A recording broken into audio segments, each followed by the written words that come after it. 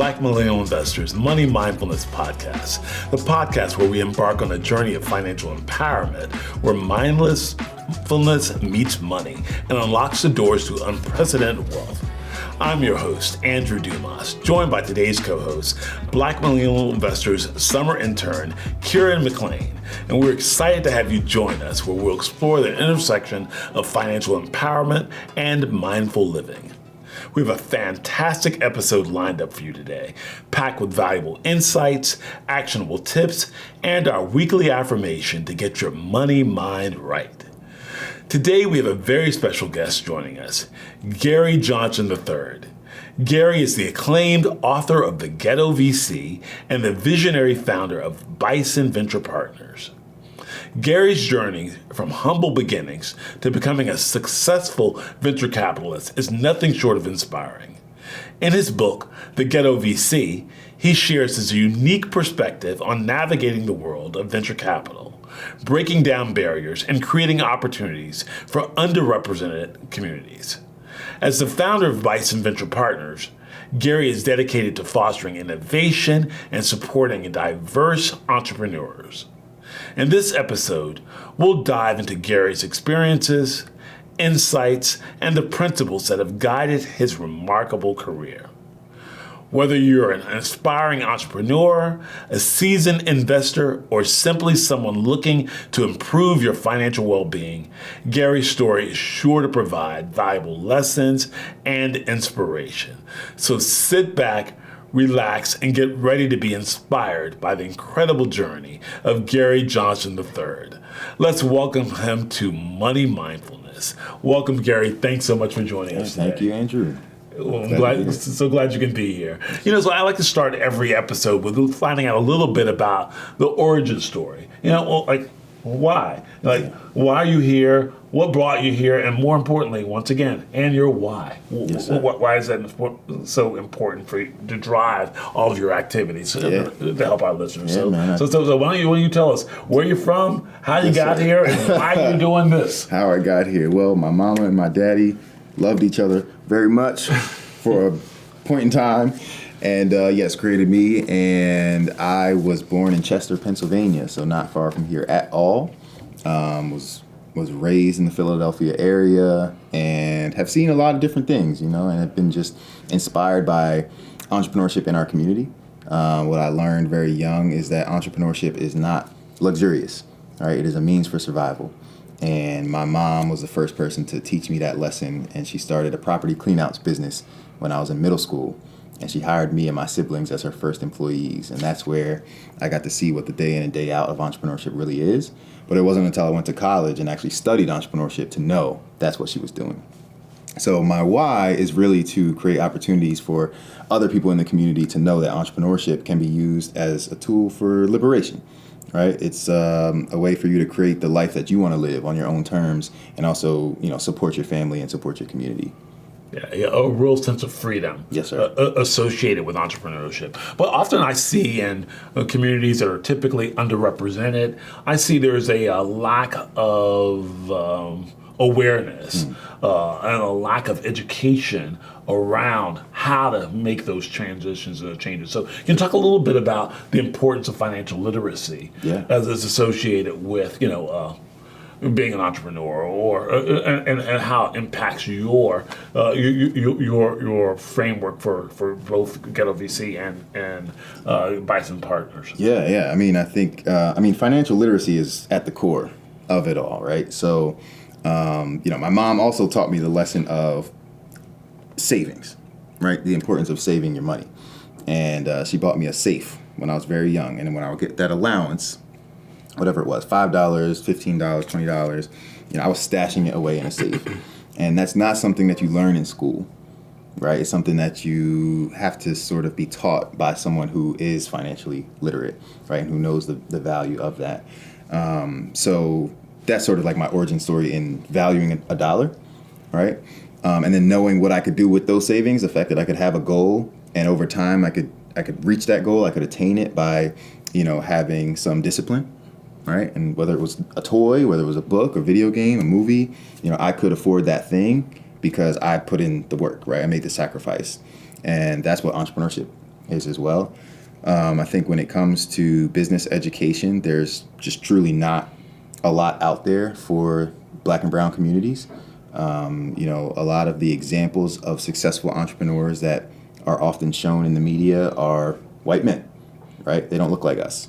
They don't have the same stories as us. And it's not to say they're bad people, but representation is very important. And if you grow up not seeing yourself represented in technology, in entrepreneurship, in small business ownership at a successful high level, it's very hard for you to envision yourself in that position, right? So a lot of what I do in teaching entrepreneurship is about financial literacy and understanding that it actually doesn't cost a lot of money to be an entrepreneur. It really just takes you shifting your mindset to believing that you can be one, and then making the current resources that you have stretch. If you only have $20 in your pocket, you can figure out a way to start your entrepreneurial journey today.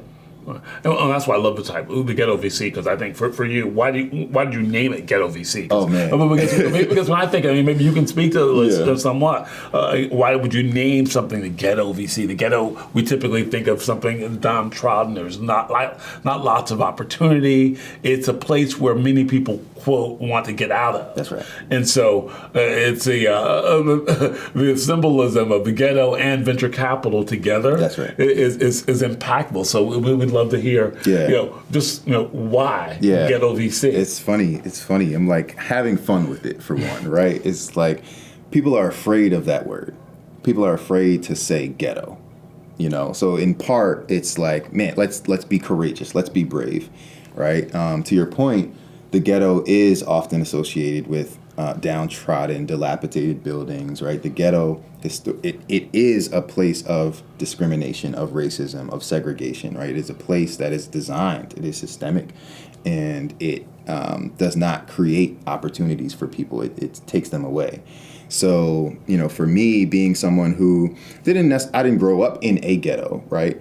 But as a Black American, right, who knows what the ghetto is, who has family members in the ghetto, right? To have been someone who grew up listening to hip hop and rap music, right? To know through storytelling what the ghetto is all about. Like, really, the ghetto is beautiful. Innovation comes from the ghetto. Hip hop comes from the ghetto. There are incredible individuals, the same human beings that have the capacity to build a SpaceX or a Tesla or a Facebook, Instagram, whatever. We have the same talent in the ghetto. These are still beautiful human beings with incredible potential. But imagine how much further they could go if they had access to resources, is my way of thinking, right? As someone who in college ran community centers in ghettos in New Jersey, in Wilmington, Delaware, I am someone who's very much rooted in the community and who sees the potential and sees the discrepancies. Right, I can put a suit on and go and meet with the mayor, meet with the governor. I've got all types of citations and awards and different things for positioning myself as a leader in various spaces. But then it's like, man, you look out the window in a skyscraper and you're looking down on the hood, and there's kids running around in the streets who will never get opportunities that I've had if someone doesn't reach back out and create them. So for me, it was about sort of creating this almost like oxymoron where, yes, to your point, venture capital is not to be associated with ghetto, right? These are two things that are not supposed to mix. But like I said, with hip hop gives us examples of the ghetto and venture capital combining forces. You think about a rapper like Jay-Z, comes from the Marcy housing projects, right? He grew up in the ghetto, right? The projects, like the hood, that's his story. And he turned himself into a very successful businessman, in addition to being one of the greatest rappers to ever do it, right? He handles business and he entertains the world, but he's telling real stories about what it's like in a ghetto, right? To be a Black man in America, in whatever space that you're in.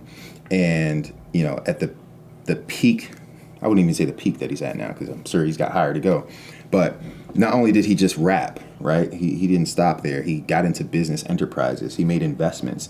He actually started a venture capital firm called Marcy Venture Partners. So he named his venture capital firm after the projects that he came from. That's unheard of. It's unheard of. So you have Jay-Z doing it. You have Nas doing that, right? Who named his after the Queensbridge housing projects. So these are men who came from ghettos and projects and hoods and made something of themselves. And they are not only leaders of our Black American culture, but they are financially literate, and they are investing at a very high level into early stage technology companies that have the potential to build, exponential generational wealth for their families. Yeah, so that's great here. Being the storytelling associated with lyrics and music. I mean, especially as we're here in this Boyer studio here on Temple's campus, surrounded by music and stories, and that how these stories can propel you to greatness in various aspects if you're willing to share and they're willing to step back and reach back to sort of bring someone else up. Yeah. So that's powerful. Yeah, one thing I was thinking about is you mentioned Jay-Z and Nas, and the investments that they're making now that they've built a wealth. But in order to build that wealth, they had to make the money through making music. So I guess one question I had while reading your book is, how do you get started building wealth if you don't have that first step of a career in music, or you're actually still living in a ghetto, or you don't have access to much income? How do you begin to build wealth without that head start? Yeah, it's a great question. So I think the first thing you have to do is shift your mindset, right? And I talk about that in the book as well, is, that's where you start. You have to know that, money is a tool. Right? And we all have money. We all can get money, even if it's $1. Like, everyone has the capacity to get $1 from somewhere, right? You can find $1. Mind on your money and your money on your mind. That's now, what you do with that $1? Exactly. Right? Like, you have to understand, you have the control, you have the freedom to decide where that $1 goes and what you do with it. So you have to start thinking about the things that you pay for, the things you spend your money on. It's kids running around with the latest sneakers, right? Like, they pay money for those sneakers. They saved up somehow, some way. They got the money to get those sneakers. If you can do that, right? Knowing that in the book, I break down a lot of investments today. If you use certain investing platforms, you can make an investment for as little as $100 and own equity in a business that makes sneakers. Right? So you're not just investing in something that you already like, but you're investing in something that the world likes. Your friends love those sneakers. So let me invest in that Black-owned business that makes those shoes or makes those clothes, and have a long-term investment that could benefit me. So that mindset is not something that we're taught. So you do have to understand that it is a long-term game. It's not a get-rich-quick type of thing. Music is so powerful. Music controls us. When you get into a groove, it controls you, either for good or for bad. It can make people do good things, or it can make them do bad things. So when you really listen to some really profound, conscious type rappers, they're telling you a real story, but they're giving you a message. That's what I love about Jay and Nas, is that it is a combination of both. Especially where they are now. When they were much younger, they're rapping just about the streets, right? But as they get older, they've lived life, right? And they've seen things, and they know this is how you need to move to be successful in certain spaces. So, I encourage people to listen to the lyrics of a lot of these successful people, because they are giving you game. They are giving you free game. And the Ghetto VC is my mixtape. This is my album, right? So I am able to sell a book. I'm able to sell online courses, digital products, and that allows me to generate the income I need and the revenue that I want to invest in other businesses.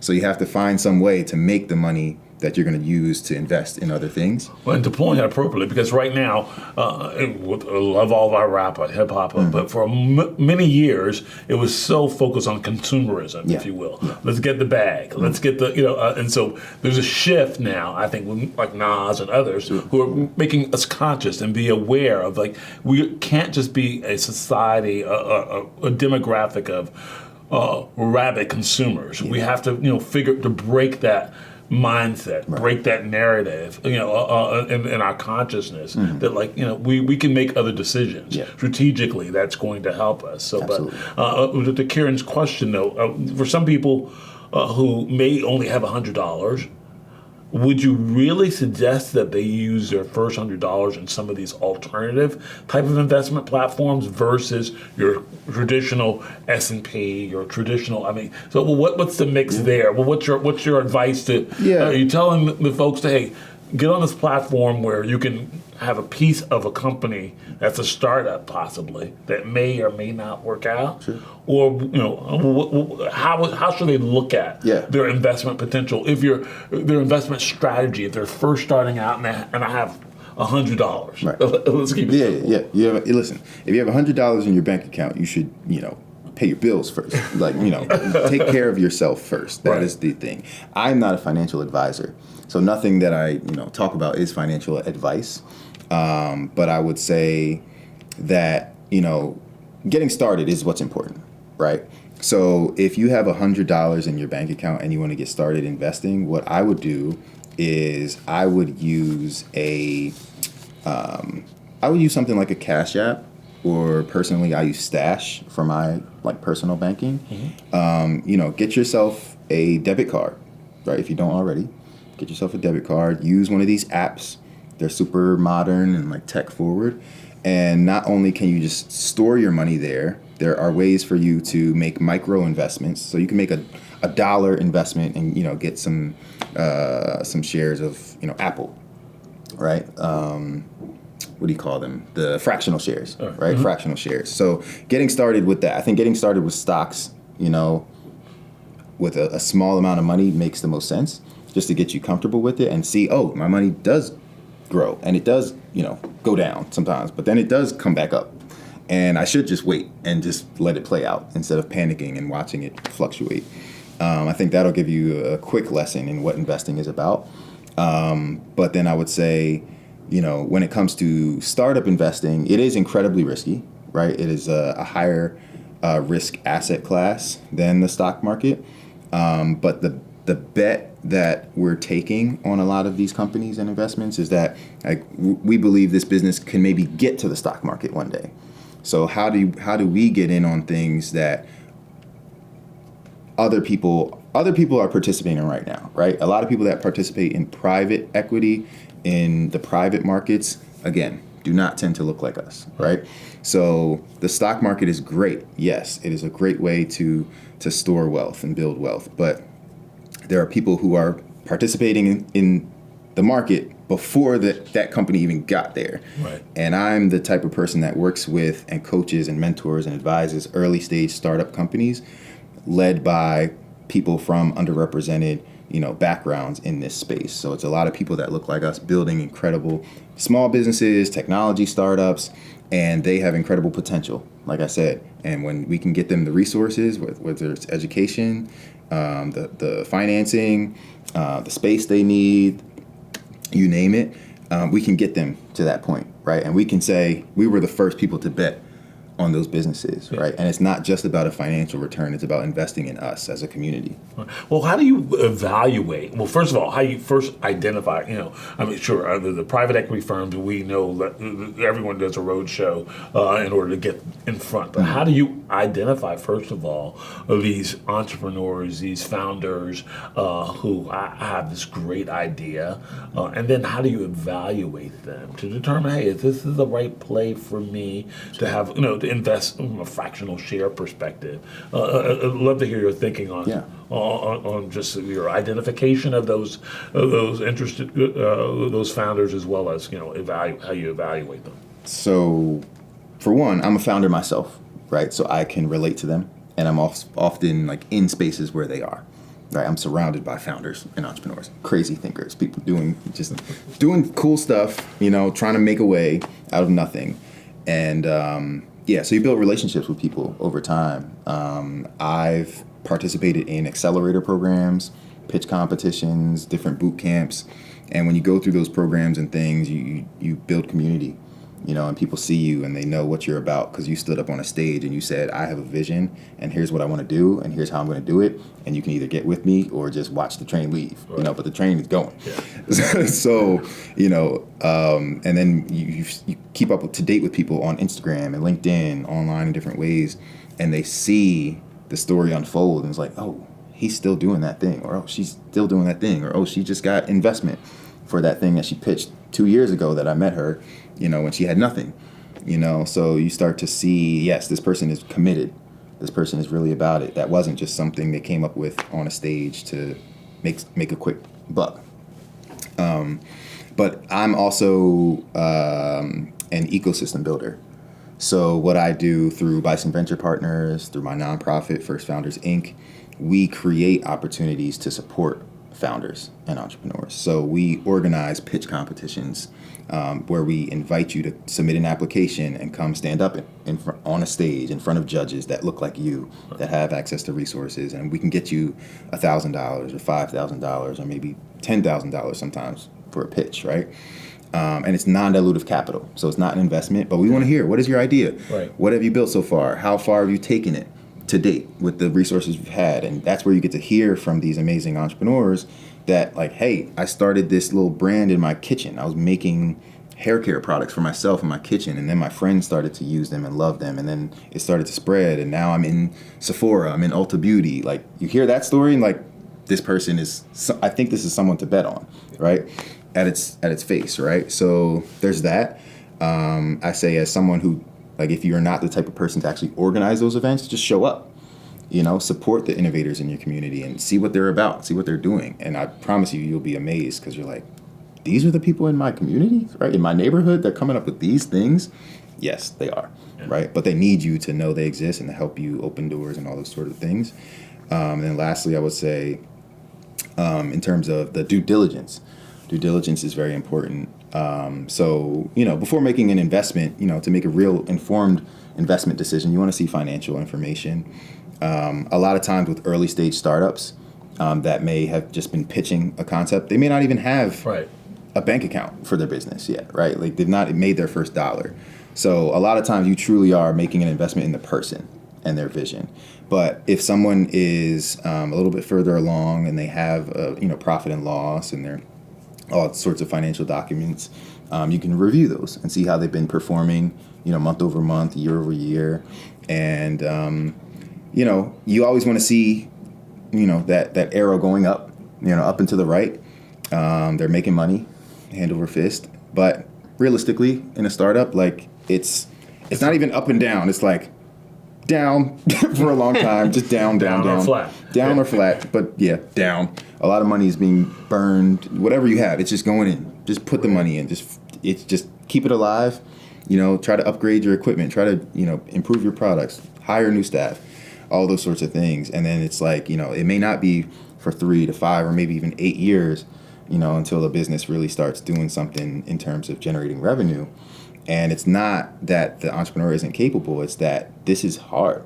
They're doing something that's not been proven yet. They're trying to figure it out, and it takes time to figure it out. So as an investor, you have to take all those things into consideration. It's not like looking at the stock market and saying, yep, this is how this stock is performing. Yep, it's going up. Startups is like, again, it could never go up. You can make an investment, it could never go up. Right. Wow. So one thing I wanted to touch on, just for context for the people of the audience that don't know.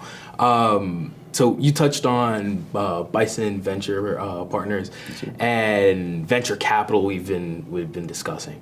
I feel like these are venture capital, especially, is a term that people kind of throw around, but a lot of people don't know what it actually refers to. Yeah. And we touched on the S&P 500 investing in stocks, but a lot of people don't know how the venture capital and investing in the stock market actually differ. Yeah. So if you could touch on the difference between venture capital and investing in the stock market, and a little bit about what you do with the Bison Venture Partners. Yeah. Anything to add on that? I got you. So, yeah, great question. Like I said, so, before a company gets to the stock market, there's a startup.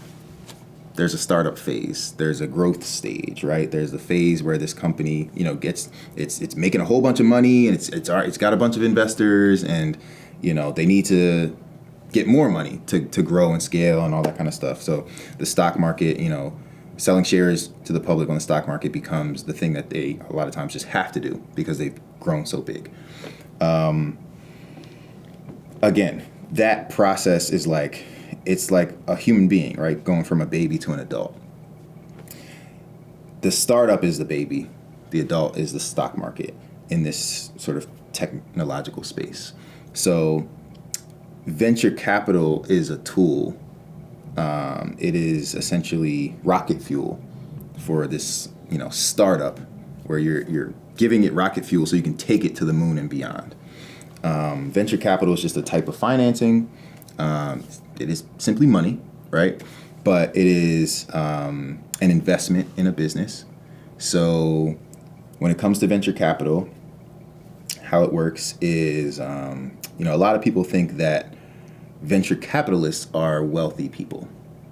Not necessarily, right? Venture capitalists are people who manage a venture capital fund. And a venture capital fund is a pool of money that can come from a lot of different places. It can be a combination of things like wealthy individuals putting their money in.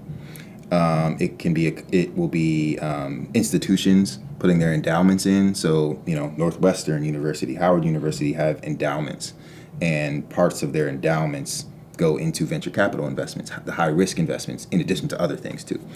So there's endowments, there's pension funds, there are a bunch of different people making these high risk bets because they know that, hey, if the venture capitalist that's been hired to manage this fund makes the right bets, this little bit of money that we invested can turn into a lot of money. And it can substantially increase our endowment so that our university has better resources, facilities, all that kind of stuff. We were talking about housing and things like that. Like those things get improved because the endowment is significant. So venture capitalists are just managing pools of money. And that pool of money can be, it can be $50 million or it could be, $1 billion. Now, venture capitalists, like I said, are hired to manage that money. And it is their job to make the right bets. And those bets are, informed, they're educated, but again, it's a high risk asset class. So and it's a bet. And a strategic bet. Yes. Because, most of them, or all of them, the variety of different bets they're making out of that pool, if you will. And so, and with the knowledge and the awareness that, from my perspective, 90% of them are not going to be successful. That's right. So that's just the underlying for our listeners to understand that we're investing. VC firms really their game is if they get 10% out of that at 100, they've done well. That's right. But that's why they've diversified activities, diversified. Units, diversified entities that they're going to place their bet on. Yeah. It's like going to Atlantic City. Yeah. And it's like the stock market too, right? In that you would no one who's truly financially literate would tell you to invest all your money in one stock. Exactly. You build a portfolio. You build a diversified portfolio. Now, venture capitalists, unlike retail investors, they have a thesis. Their thesis guides where they invest their money. So their thesis is, I believe that we should invest in health tech because XYZ, right? That's the best place to put our money. We're going to invest in health tech in Philadelphia because Philadelphia has a burgeoning, health tech, life sciences space, all the resources, great universities, a lot of innovation. So we should make these bets here. So when someone invests in a venture capital fund, they're agreeing to that thesis. They believe in that thesis. There are venture capital firms that are generalists, so they can invest in anything. But a lot of them do have a particular focus area. So there's health tech, there's fintech, which is financial technology. You have CPG or consumer packaged goods. You have real estate tech. There's tech everything. Right? So venture capitalists typically invest in technology because technology allows businesses to scale and meet the needs of people, not just, regionally, not just nationally, but globally.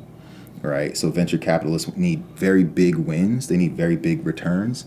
And that means they need to invest in businesses that have a very large market size. They do know that the majority of companies they invest in are going to fail. They're not if they invest in 10 businesses in a year, they're not expecting 7 of them to be winners.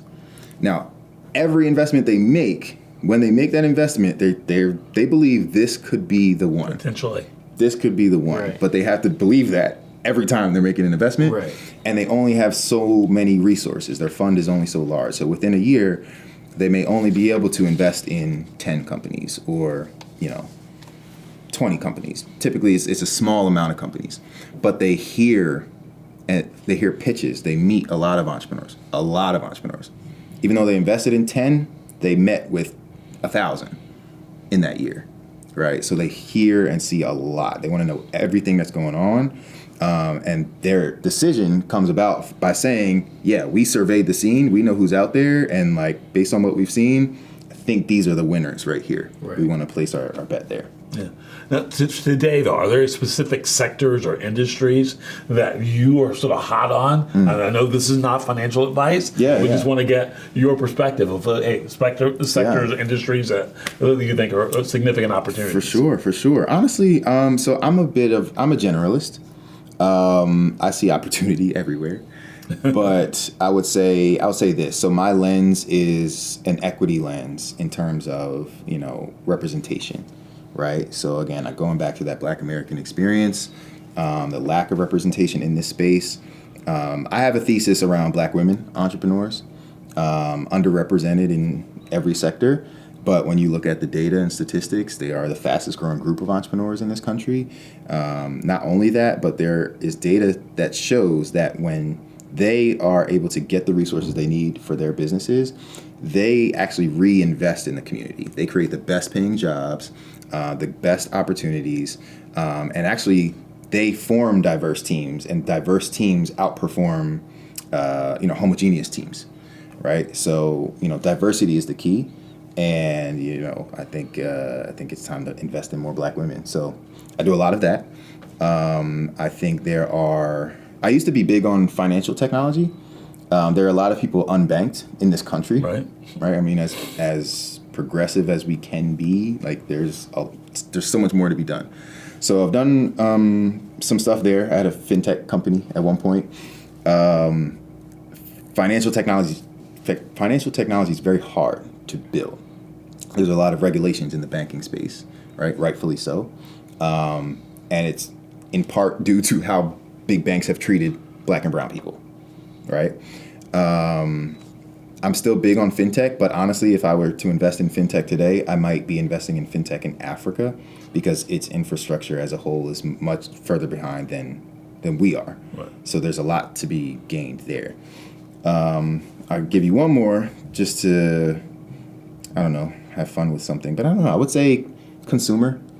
Consumer packaged goods. Like people are always spending money, and especially with influencer culture today, it's like, if there's some combination of like a Mr. Beast type of guy, who's a big YouTuber, does crazy things, huge following and audience, right, and that type of person makes a product, like that product does very well. Yeah. So I think some combination of influencer, creator economy, consumer packaged goods, some overlap there, like that's something I'd be interested in. And so there are strategies for, when you talk about Black and brown entrepreneurs or investors, your key strategies, recommendations for them would be diversification or always diversification. Always, yeah. And do your own research. Do not listen to me. Don't listen to any. Like the Ghetto VC is it is a guide. Like I have not found anything like it. I wrote it because I love business. I love studying business. I love teaching business. But there are so few Black men represented as authors, represented as teachers, right? Like I'm also a university professor. So I teach entrepreneurship at a predominantly white institution, and I love it, right? But I also love teaching Black people. So I have a lot of different ways that I speak to my community in particular, and the Ghetto VC is just one of those ways.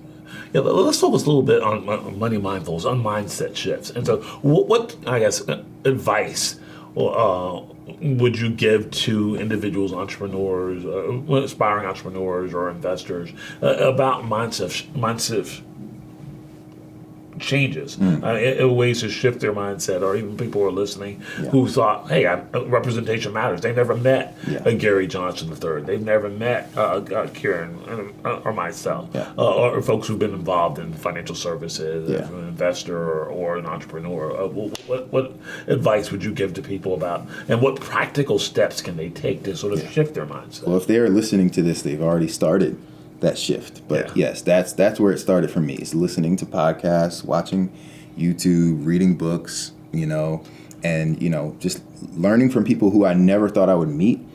But I will tell you, like, I just started studying people. This shirt actually says, underrepresented, crossed out, underestimated, right? It's not that we're underrepresented. That's not the issue, is we're underestimated. But there's a woman by the name of Arlen Hamilton, who is a successful venture capitalist, trailblazer. Black woman, was homeless when she started her venture capital fund. And her whole thesis is around investing in underrepresented, underestimated entrepreneurs, right? She was the type of person that I would just listen to her podcast. I would read her book. I would watch her interviews on YouTube. I'm just listening. I'm inspired. I'm motivated. I'm like, oh, that's possible, right? Like, that's amazing. It is amazing. If I see that it's possible, all systems go, And if it is as simple as just, oh, there's a different way to think about this space. There's a different way to think about building a business. It's not just about profit maximization. It's about, community at the end of the day. It's about how do we get the resources we need to build community and be successful on our own. So, I just started studying her, and I ended up, after just shifting my mindset, I was able to meet her. I was able to invest in her business. After investing in her business, I was able to join her program and actually become her apprentice and actually get the behind the scenes, look and lessons of what it means to operate a venture capital firm. And again, shaping my mindset, right? Shaping my mindset, like putting the things into my brain that I want to adapt to, putting myself in position. So that's really it. It starts with that. And I can say now, like, I'm an equity owner in Backstage Capital, right? The firm that they've invested in 200, probably more than 200 now, 200 companies founded by underrepresented, underestimated founders. And it's unprecedented, right? No one has done that before. And she made those investments at the earliest of stages. She made a whole bunch of waves in the VC space, shook it up. And that's what shifted my mindset. Like, okay, I can be myself. I can come in here and be unapologetically Black, right? I can fight for our community and not have to apologize for it. So, it starts with taking in the right information. And, what's your take on just the systematic barriers, if you will, from a VC, from an entrepreneur? I mean, what challenges and sort of routes around those obstacles have you experienced, or how does it impact your glide path, if you will? Yeah, I mean it is part of the why. It's a big part of the why. Not only that have I had experiences being a Black founder, going into spaces and advocating for investing in Black women and being told, oh, that's reverse discrimination, when I'm giving you data to say there's racism currently in place, there's segregation currently in place that we need to fix, right? I've been told some crazy things in different meetings and things, and that's a reality, is that we as Black entrepreneurs are viewed differently in spaces, just alone on our face.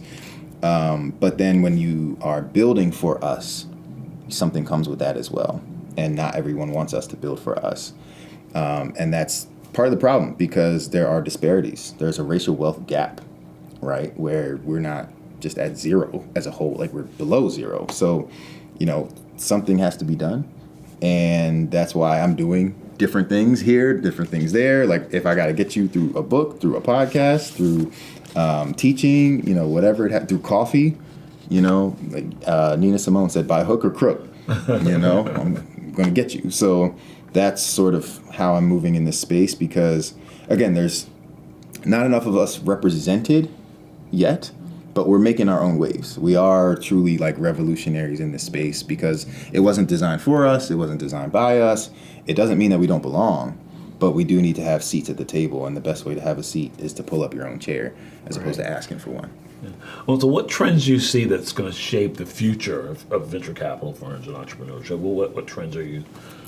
I think that there's a lot of.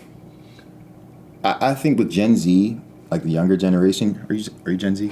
Yeah. Gen Z is dope because Gen Z, like I'm a millennial, but I'm like a Gen Z millennial. I'm at the edge. I'm like, I'm closer to him. I cross all the paths. But no, it is a mindset thing too, right? So, I just love how Gen Z is so radical and like for the people. And like there's so much that we've put in place in this country that is based on consumerism, and it is based on being greedy. And I think the younger generation sees that and is seeing through that and realizes like, hey, this is not right. One, it's not sustainable. It's not even enjoyable. So, the trend I see is just like what I'm talking about in the book, right? Like accessible investment opportunities. That's new. Like before the Obama administration, before the Jobs Act, you could not invest in these businesses. That's the point. Yeah. So that's why I wrote the book as well, is because this is new, that no one's teaching us this, right? That this is an opportunity. So we need more education. Whoever's going to write the books and create the TV shows, make the music about it. But you have to know that there's a whole different game being played. We can now play as well. And here's how to get started. What those groups like WeFunder and others? WeFunder, micro investment platforms, whether it's stocks, whether it's, equity investments, whether it's art, just get started. And you can get started today with a little bit of money. You can, have 50 cents in your account. You can use a Cash App. You can use a Stash App. You can use Acorns. There's apps on your phone that allow you to do it very quickly. Yeah. Right. I'm really interested in something you said earlier about your shirt, actually, underrepresented versus underestimated. While we talk about mindset a lot on the podcast, I'm interested if you think, while other people underestimate Black people in the VC space and in general, if you think in Black communities, we might have a mindset of underestimating ourselves. Absolutely. And not seeing ourselves in these spaces, not knowing that these things are actually out there and possible for us. I wanted to hear your take on that. Yeah, no, that's it. That's exactly it. Spot on. And I think that's why it's important for us to show up, right? And to show, especially younger people, and not even younger people, it's not even an age thing, to show anyone, like, hey, this is possible. Right, and it's not even about it's not about putting a suit on. Though I love a good suit. This is a good suit. This is a good suit. So you got to see it, right, to believe it. So we need to show up. We need to mentor. We need to teach and all that kind of good stuff. But yeah, it's the ghetto, as I say in the book, oftentimes is just your mindset. Right, it is just thinking from a position of lack, not from a position of opportunity, and that I can attain. Right, I can figure it out. That's what entrepreneurship is all about: is figuring it out. And we're all entrepreneurial. So again, just the shift in your mindset has to occur where something clicks, and you say, you know what, I'm not satisfied here, and I'm going to do something about it. I'm going to take baby steps to get my way out of this thing. And again, I think the beauty of the ghetto is it forces you have these constraints, right? And it forces you to be creative, and it forces you to be resilient. And innovation naturally comes from that. So for me as an investor, I'm in the community. I'm going to the hood to know who's working on what. What's the music? What is the music? The music tells you what's going on. So if you listen and pay attention, you will find the innovators in the community. And those are the people I want to make the bets on. Because Meek Mill, hello. You know what I mean? From down the street. Made it to the top. It's possible. It can happen, and it's the important part, though, is all right, Meek, we need you to invest back in the community, right? Not to say he's not, but, that's what we need. Yeah. Well, now, as we sort of finish our time, just love what role does mindfulness play in your daily routine as well as your, sort of casting your vision? Yeah. As I sort of started my own entrepreneurial journey, I got into meditation and stoicism. So that forces you to be mindful and be grounded every day, right? You have to ground yourself every day, and you may, like, every day itself is a journey. So you have to know that, hey, the life can come at you fast. It can just be like this, 24/7, or you can recognize that, what, I'm going to take a break at a certain time, and I'm going to recenter, refocus, and ground myself. For me, there's that just personally, internally, but then the community grounding is important, right? To go into the community, to get out of my apartment, to get out of the co-working space, you know what I mean? To get out of the suit and just go to, like, I went to Dobson. I went to Dobson to school. I'm not sure if it's elementary school, but there was like a youth empowerment event going on. And I said, let me go check it out. I'm just going to go and just I'm not there to mentor. I'm not there to do anything. I'm just going to check it out and support. And I went and I just got to be in the community, and like be in the squeaky, chairs and everything, and like the classroom that needs some upgrades, and it's like, these are the people, and I needed to be with the people again. So to ground yourself in those ways, I think is very important as well. Oh, this has really been powerful. We love you. We love the work that you're doing. Love you as well. It's impactful for our community at large. How can our listeners get in touch with you, find out more about you, and get in, what's it called, study hall? Yes, sir. Study hall. Is it called study hall? Yes, study hall. How can they find out and link up to study hall? Yeah, no, I appreciate it. So you can follow me everywhere at Gary Johnson III. So it's Gary with 2 R's, Johnson, I. Everywhere, whether it's Twitter, LinkedIn, Instagram, TikTok. I'm all over the place. I'm on every platform. And I post a lot of upcoming events. So if I'm doing a live stream, study hall of the Ghetto VC, or of my new book called Free Breakfast, where I break down more entrepreneurial focused tips, I just go live, talk to the people. I record them, and then I do upload them, and I typically put them behind a paywall. So if you want the content for free, tune in live. Make sure you tune in live. But please, we'd love to have you join our community at Bison Venture Partners, where you unlock all of our content.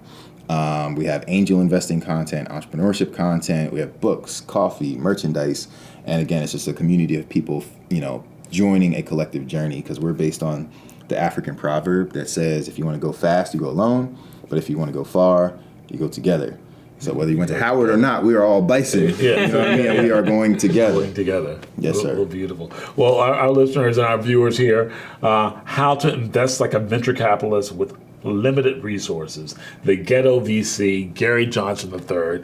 We are so appreciative of you and all the work you're doing. And we're going to stay in tune and get more connected. And I challenge and I advise all of our listeners to look him up on your various streaming platforms as well. Well, thanks so much again to you, Gary. We're at the end of our time, but as usual, we also like to wrap up our every episode with the mindfulness. And so today we're going to leave you all with an affirmation today to help you retrain your mind to be more conscious and aware. And so if you could just repeat after me.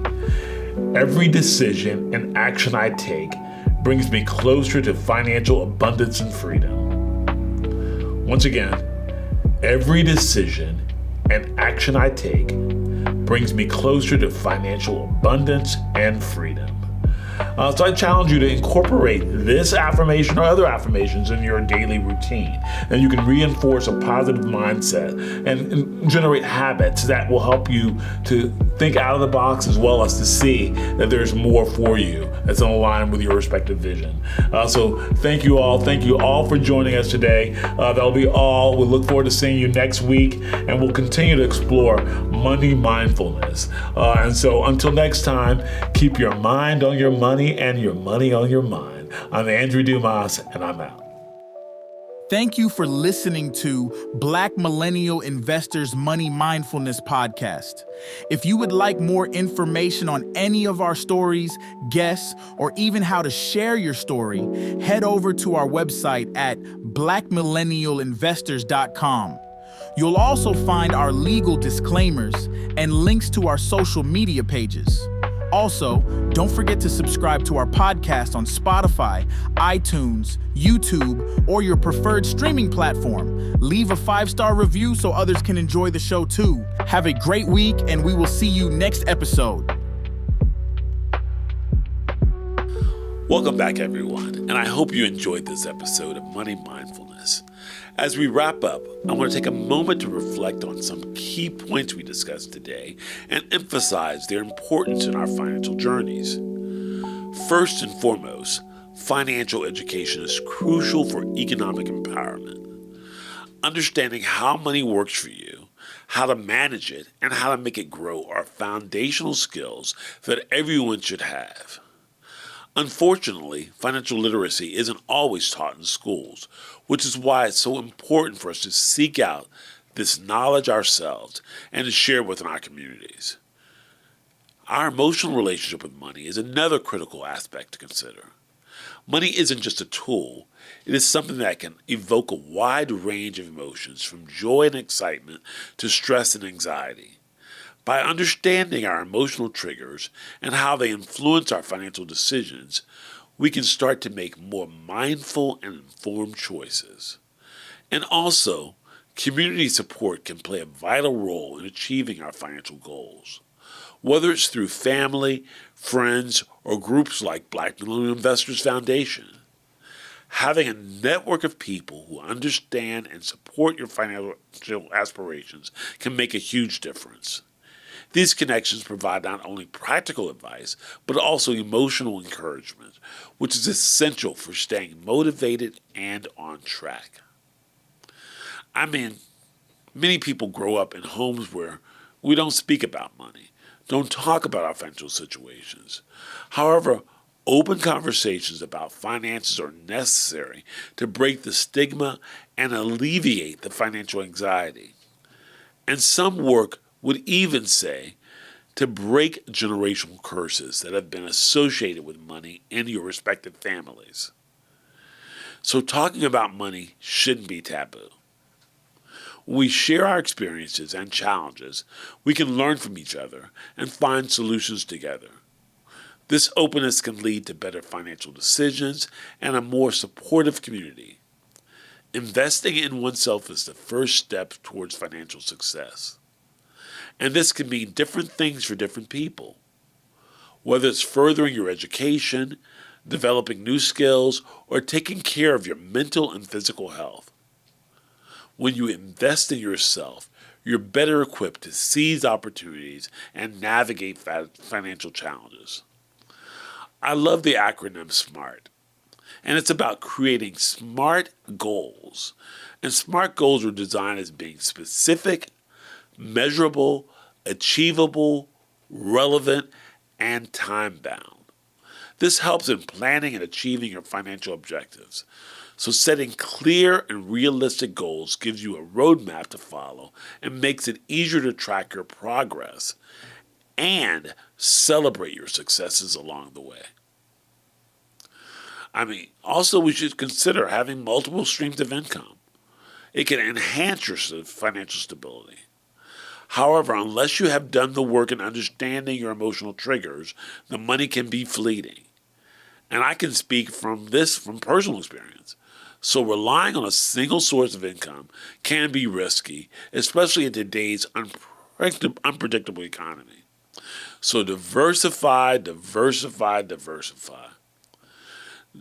So diversifying your income stream can produce and provide a level of emotional stability, as well as it can give you a safety net and open up new opportunities for financial growth and security. But some of the key elements that you need to always consider are budgeting and tracking expenses, which are essential for maintaining financial health. So knowing where your money is going helps you make informed decisions and avoid unnecessary debt. It's a simple yet powerful habit that can lead to significant improvements in your financial situation. And finally, mindset shifts can lead to significant changes in financial outcomes. Believing in your ability to achieve financial success, staying positive, and being open to learning and growth are crucial for making lasting changes. You see, your mindset can either be a barrier or it can be a catalyst for your financial goals. And so try to choose a mindset that is a catalyst. So now let's talk about some practical steps you can take to improve your finances. 1, create a budget. Start by listing out all your income sources and expenses. Categorize your spending and identify areas where you can cut back. And then stick to your budget to ensure you're living within your means. 2, build an emergency fund. I mean, life happens, so we have to be proactively prepared for it. So aim to save at least 6 months or minimum 3 months of your income towards your living expenses. And that emergency fund will provide a financial cushion in case of unexpected events, like a job loss, medical emergencies, or some significant financial hit to your home, your auto, or any unplanned expense. So it's important to have that cushion. Next, I would say pay off debt. Focus on paying off high-interest debt first, such as credit card balances and loans that are at a high interest rate. Consider using the snowball or an avalanche method to systematically reduce your debt.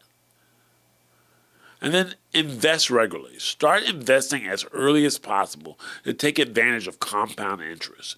Consider a mix of stocks, bonds, or other assets based upon your risk tolerance and your financial goals. And those savings could also be in the form of starting out with just a CD at your local bank or credit union, or certificate of deposit that will give you a set fixed return that is a very low risk. And so if you're just starting out, maybe a CD is the best place for you to start. But look for other alternative solutions to invest your resources. And next, I would say automate your savings. Set up automated transfers to your savings account to ensure that you're consistently saving and investing without having to even think about it. It becomes on autopilot, and so you're not worried about it. You're just not thinking about it, and it's just always there. And then educate yourself. Continuously seek out financial education resources, read books, attend workshops. And more importantly, in today's environment and the tools of AI, leverage artificial intelligence to help you build budgets, set financial goals, and create your businesses. So leverage those tools as well. And then also listen to podcasts like Black Little Investors Money Mindfulness, and follow reputable financial blogs or firms to stay informed. And then, like Dr. Kristen Malobo says, be like water. She's our expert who always tells us, be like water and adjust to your situation and be agile. Regularly review your financial goals and your financial plan and make adjustments as needed. Life circumstances changes, and so does your financial plan should be able to be flexible enough to adapt to those changes. And then, more importantly, seek professional advice. If you're unsure about your financial decisions, unsure about how to begin